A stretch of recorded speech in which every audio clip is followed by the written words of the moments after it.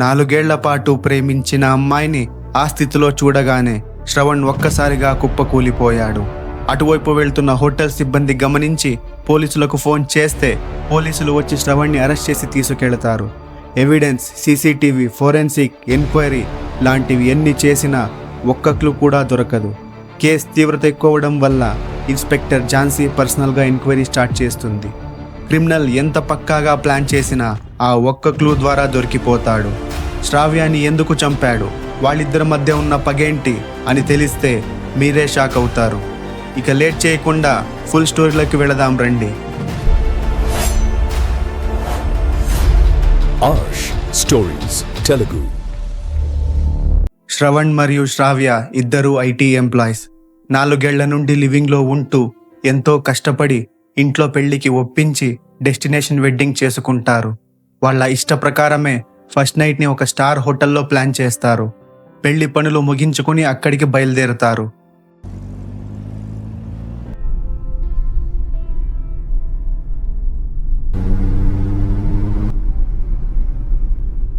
హోటల్లోకి enter అయి రిసెప్షన్లో key తీసుకొని రూమ్కి వస్తారు. 3 రోజులుగా పెళ్లి పనులు ఉండడం వల్ల సరిగ్గా భోజనం మరియు నిద్ర ఉండదు. అందుకే ఫ్రెష్ అప్ అయి డిన్నర్ చేసి వద్దామని అనుకుంటారు. మొదట శ్రవణ్ ఫ్రెష్ అప్ అయి వస్తాడు. అప్పుడు శ్రావ్య తనకి ఆకలేస్తోంది, ఫుడ్ ఆర్డర్ చేద్దామంటే రూమ్లో ఉన్న ఫోన్ పనిచేయట్లేదు, సో నేను ఫ్రెష్ అప్ అయ్యే లోపు నువ్వు వెళ్ళి ఆర్డర్ ఇచ్చిరా అని శ్రవణ్ని రిసెప్షన్ దగ్గరికి పంపిస్తుంది. శ్రావ్య ఫ్రెష్ అప్ అవుతూ ఉంటుంది. అంతలో హాల్ నుండి ఏదో శబ్దం వస్తుంది. శ్రావ్య శ్రవణ్ వచ్చాడేమో అని అనుకుంటుంది. బయటికొచ్చి రెడీ అవుతూ ఉండగా తనకి ఎవరో గమనిస్తున్నట్టు అనిపిస్తుంది. శ్రవణ్ అతనిని ఆట పట్టిస్తున్నాడేమో అని అనుకొని, శ్రావ్య ఇక చాలు నీ ఆటలు, బయటికి రా, నాకు ఆకలిస్తోంది, ఆర్డర్ ఎప్పుడు వస్తుందంట అని క్యాజువల్గా మాట్లాడుతూ ఉంటుంది. కానీ అక్కడ నుండి ఏ రిప్లై రాదు. అప్పుడు శ్రావ్యకి లైట్గా భయం వేయడం స్టార్ట్ అవుతుంది. హోటల్ గదంతా వెతుకుతుంది. ఎక్కడా ఎవరూ కనపడరు.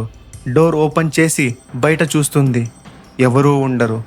భయం ఎక్కువై డోర్ లాక్ చేసి లోపలికి వచ్చి కూర్చుంటుంది. శ్రవణ్కి కాల్ చేద్దామని తన ఫోన్ని వెతుకుతుంది. కానీ అది దొరకదు. భయం ఇంకా ఎక్కువైపోతుంది. అప్పుడు డోర్ లాక్ ఓపెన్ అయి డోర్ మెల్లగా తెరుచుకుంటుంది. బయట నుండి ఎవరో లోపలికి వస్తున్నట్టు కనిపిస్తుంది. భయంతో లేచి నుంచుంటుంది. అప్పుడు ఒక మనిషి తన ముందుకొచ్చి నుంచుంటాడు. తను ఎవరో శ్రావ్యకి తెలియదు. ఎవరు ఎవరు అని గట్టిగా అరుస్తుంది. కానీ అతని నోట ఒక్క మాట కూడా రాదు. అప్పటి వరకు కనపడని ఫోన్ సడన్గా శ్రావణి బెడ్పై కనబడుతుంది. ఫోన్ తీసుకుందామని ట్రై చేస్తుండగా అతను వేగంగా శ్రావ్య వైపు దూసుకెళ్తాడు. శ్రావ్య అరవడానికి ట్రై చేస్తుంది. కానీ శ్రవణ్ ఫుడ్ ఆర్డర్ చేసి రూమ్ వైపు వస్తాడు. డోర్ ఓపెన్ చేయడానికి ట్రై చేస్తాడు. డోర్ ఓపెన్ అవ్వదు. తన దగ్గర ఉన్న ఇంకో కీ ద్వారా ఓపెన్ చేయడానికి ట్రై చేస్తాడు. అయినా అవ్వదు. ఇక కుదరదని డోర్ని వేగంగా పుష్ చేస్తాడు. డోర్ ఓపెన్ అవుతుంది. శ్రవణ్ రూమ్లోకి వెళ్ళి చూస్తే శ్రావ్య బెడ్ పక్కన అలా పడి ఉంటుంది. ఏమైందని శ్రావ్య దగ్గరికి పరిగెత్తుకుని వెళ్ళి చూస్తాడు. తన దగ్గర నుండి ఏ రెస్పాన్స్ లేకుండా ఉండడం చూసి పల్స్ చెక్ చేస్తాడు.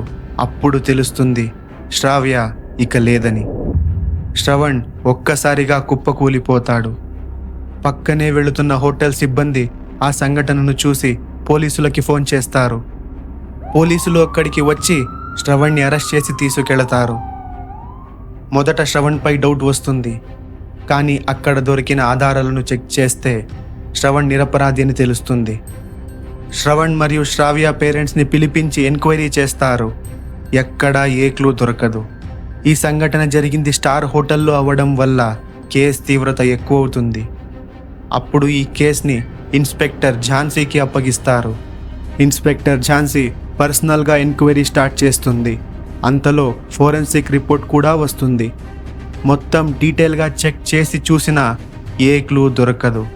ఏం చేయాలో తెలియక Jhansi hotel CCTV and marriage ఫుటేజ్ని చెక్ చేస్తూ ఉంటుంది. అప్పుడు సడన్గా ఇన్స్పెక్టర్ ఝాన్సీకి ఒక క్లూ దొరుకుతుంది. అదేంటంటే జరిగింది డెస్టినేషన్ వెడ్డింగ్ అవ్వడం వల్ల ప్రతి ఒక్కరి చేతిలో ఒక బ్యాండ్ లాగా ఉంటుంది. కానీ అదే బ్యాండ్ హోటల్ సిబ్బంది చేతిలో ఉండడం వల్ల ఝాన్సీకి ఆ వ్యక్తిపై డౌట్ వస్తుంది. వెంటనే హోటల్ మేనేజర్ని పిలిచి ఆ వ్యక్తిని అర్జెంటుగా పిలిపించమని అంటుంది. కానీ హోటల్ మేనేజర్ అతను ఎవరో నాకు తెలియదు, కొత్తగా ఇప్పుడే చూస్తున్నా అని అంటాడు. ఇన్స్పెక్టర్ ఝాన్సీ శ్రవణ్ని పిలిచి ఆ వ్యక్తిని చూపిస్తుంది. శ్రవణ్ అతన్ని గుర్తుపడతాడు. అతను మరెవరో కాదు, మ్యారేజ్ ఫోటోగ్రాఫర్. ఝాన్సీ ఆ వ్యక్తిని అరెస్ట్ చేసి తీసుకొస్తుంది. ఎంక్వైరీలో, నువ్వు ఫోటోగ్రాఫర్ అని మాకు తెలుసు, కానీ హోటల్ సిబ్బందిలా మారి శ్రావ్యాన్ని ఎందుకు చంపావో చెప్పు అని అడుగుతుంది.